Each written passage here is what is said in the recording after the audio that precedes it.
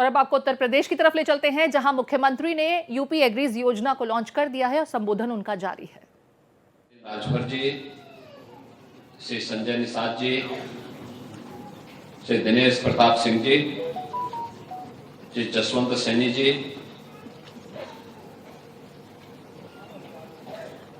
His Excellency Ambassador of Poland, Dr. Piotr Svetlowski, प्रदेश के मुख्य सचिव Shri Manoj Kumar Singh ji, country director world bank mister Auguste Tano Kouame, group CEO Acabridge group UAE mister Mohammed Tabis, कृषि उत्पादन आयुक्त Shrimati Monika S Garg ji, प्रमुख सचिव MSME Alok Kumar ji, CEO Geogri global holdings mister Peter Geogri, और आज के इस यूपी एग्रीज के शुभारंभ कार्यक्रम में उपस्थित प्रदेश के कोने कोने से यहां पर उपस्थित सभी महानुभाव, उपस्थित बहनों और भाइयों, मैं सबसे पहले आप सबका आज के इस कार्यक्रम में हृदय से स्वागत करता हूं, अभिनंदन करता हूं। मेरे लिए एक प्रसन्नता का क्षण है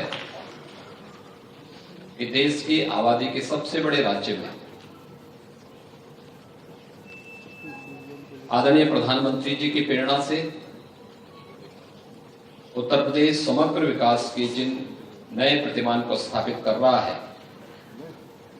कृषि और उससे संबंधित सेक्टर में भी वह प्रगति बहुत स्पष्ट रूप से देखने को मिल रही है। आज का ये कार्यक्रम उन्हीं अभियान का एक हिस्सा है, जिसमें यूपी एग्रीज परियोजना के शुभारंभ के इस अवसर पर, जिसमें इस प्रोजेक्ट का शुभारंभ भी किया जा रहा है और उन्नाव में, जनपद उन्नाव में एक यूपीडा के integrated manufacturing and logistic cluster में केन पैक इंडिया द्वारा एक ग्रीनफील्ड मैन्युफैक्चरिंग इकाई का शिलान्यास का कार्यक्रम अभी यहां पे संपन्न हुआ है, जो यहां पर आज हम कार्यक्रम आगे बढ़ा रहे हैं। ये लगभग 1300 करोड़ रुपए की लागत का एक निवेश, जो एफडीआई निवेश के अंतर्गत आएगा, यह यहां पर आज शिलान्यास का कार्यक्रम संपन्न हो रहा है। इसके अलावा यहां पर अन्य तमाम घोषणाएं भी हुई हैं, जिसमें उत्तर प्रदेश में अभी चेयरमैन एक्वाब्रिज द्वारा फिशरीज के फील्ड में जो संभावनाएं उत्तर प्रदेश के अंदर मौजूद हैं, इसमें 4000 करोड़ रुपए के निवेश की घोषणा हुई है और उत्तर प्रदेश के अंदर global lead data digital agriculture world bank के इस अभियान को भी कैसे हम आगे बढ़ा करके किसानों के जीवन में परिवर्तन लाने का काम कर सकते हैं, इसके लिए डेटा बैंक की क्या उपयोगिता हो सकती है, इस बारे में अभी यहां पर श्री परमेश शाह ने हम सबके सामने उस विजन को भी रखा है,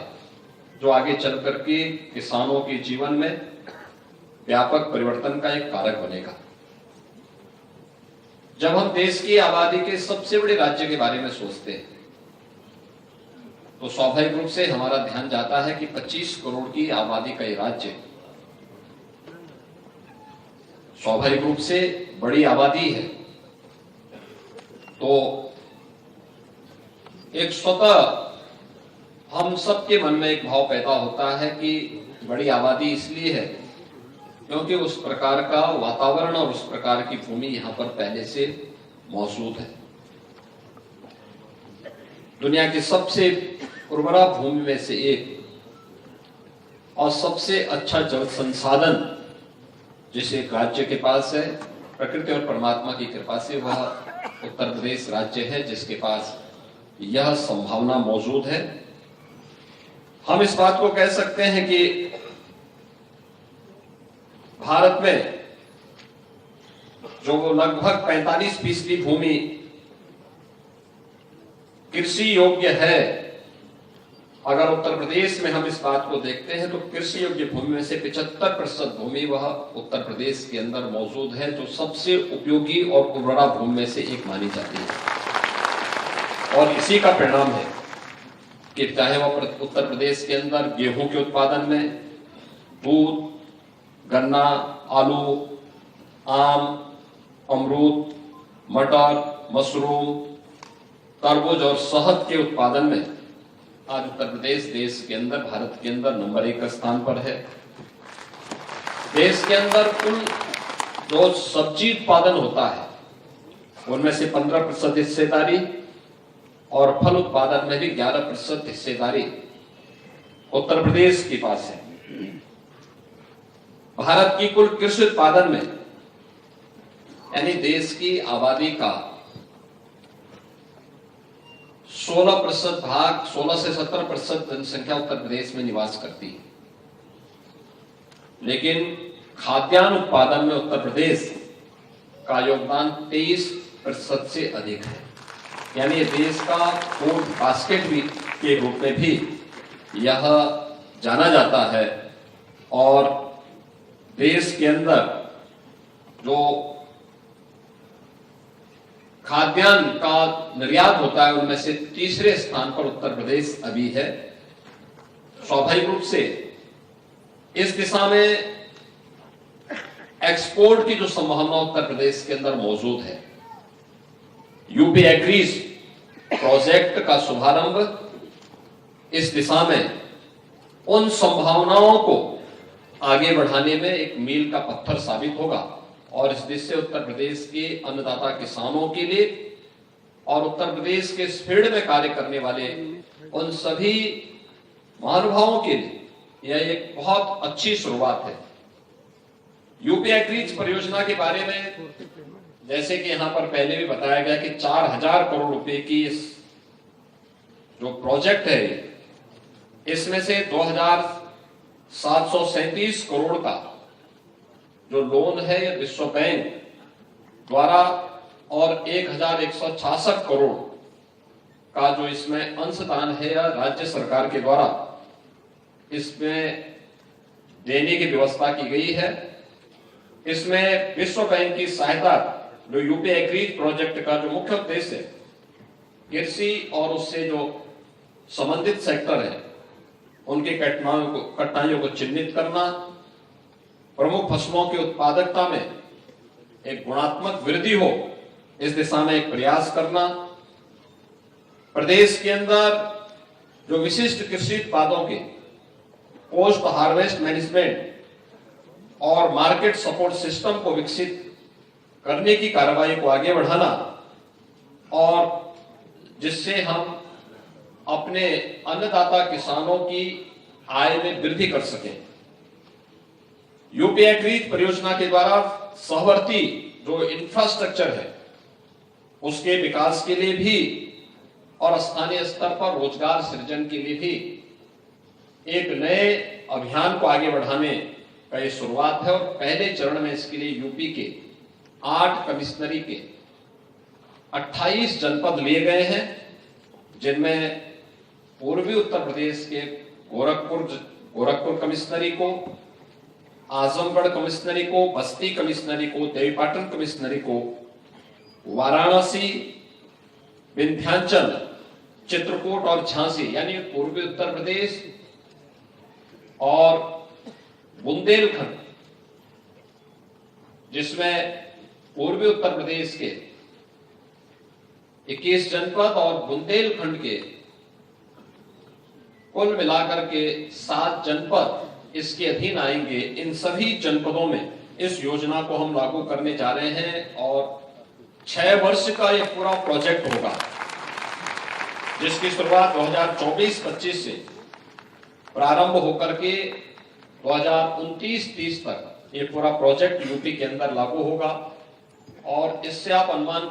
करेंगे कि हम लोग इसके माध्यम से जो टारगेट फिक्स किए हैं, जो एग्रीकल्चर की अभी तक की प्रोडक्टिविटी है, इसमें 30 से 35% की अतिरिक्त वृद्धि करना है। अनुमान करिए कि अगर कोई किसान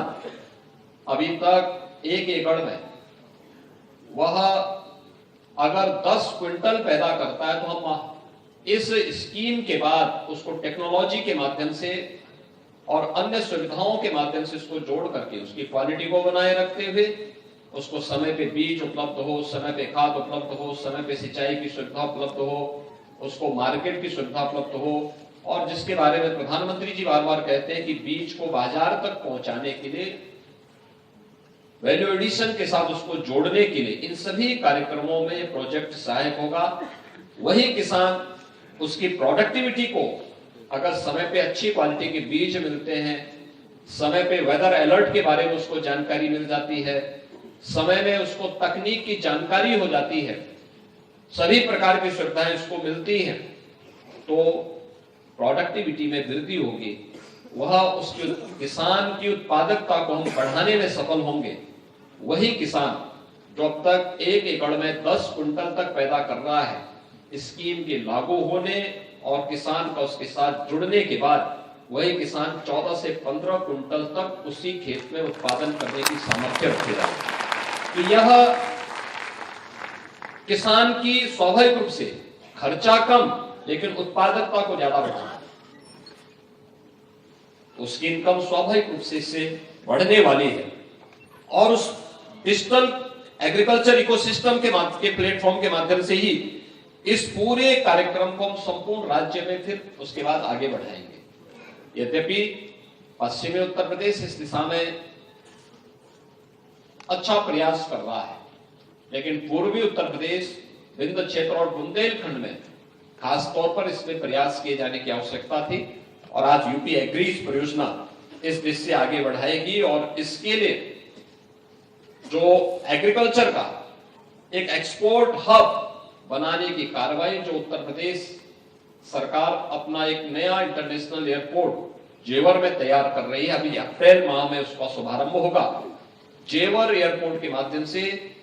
उसके एक्सपोर्ट हब के रूप में उसे विकसित करने की कार्रवाई को भी हम लोग आगे बढ़ाएंगे। और आप अनुमान कर सकते हैं कि एक्सपोर्ट होने से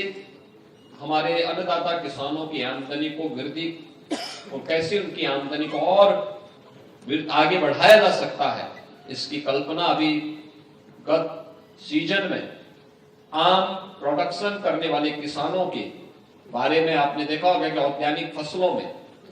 अगर यहाँ की मार्केट में उसका दाम 40 से 50 किलो था, तो वही अगर यूरोप के बाजार में या अमेरिका के बाजार में वही आम पहुंचा तो उसका दाम उन्हें 800 से 1000 रुपया